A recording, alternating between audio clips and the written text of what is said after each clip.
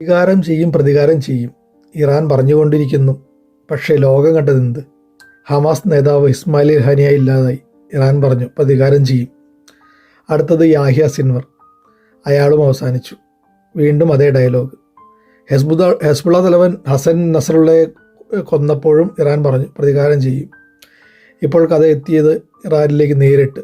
അത് ഖമേനിൽ നിന്ന് തുടങ്ങി ഇപ്പോൾ ലാരിജാനിയും കടന്ന് ഇൻ്റലിജൻസ് മേധാവി വരെ. ഇപ്പോഴും ഇറാൻ്റെ അതേ വാക്ക്, പ്രതികാരം ചെയ്യും. പക്ഷേ എവിടെ, എപ്പോൾ, എങ്ങനെ? യാതൊന്നിനും മറുപടിയില്ല. ഒരു ചോദ്യം മാത്രം, ഇത്രയും പറഞ്ഞ പ്രതികാരം എവിടെയാണ്?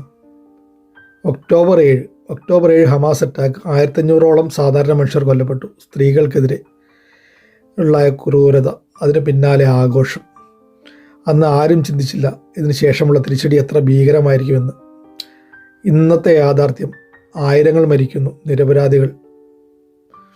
പക്ഷേ ചോദിക്കുന്നത് ഇത് തന്നെയാണ്, ഇത് തുടങ്ങിയത് ആരാണ്? യുദ്ധം തുടങ്ങുന്നത് എളുപ്പമല്ല. ഒരുപക്ഷെ എളുപ്പമാണെങ്കിൽ കൂടി അതിൻ്റെ അവസാനം ആരുടെയും കയ്യിലല്ല. പ്രതികാരം എനിക്ക് വ്രതമാണോ എന്ന പൃഥ്വിരാജ് ഡയലോഗ് സിംഹാസനത്തിലുള്ളത് ഓർത്തുപോയി ഇപ്പോൾ. പക്ഷേ ഇവിടെ നെതന്യാഹു ആണെന്ന് മാത്രം എപ്പോഴും പറയുന്നില്ല, ചെയ്ത് കാണിക്കുകയാണ്. അതാണ് ഇന്നത്തെ അവസ്ഥ. മിഡിൽ ഈസ്റ്റിലെ അന്തരീക്ഷം മാറിക്കൊണ്ടിരിക്കുന്നു.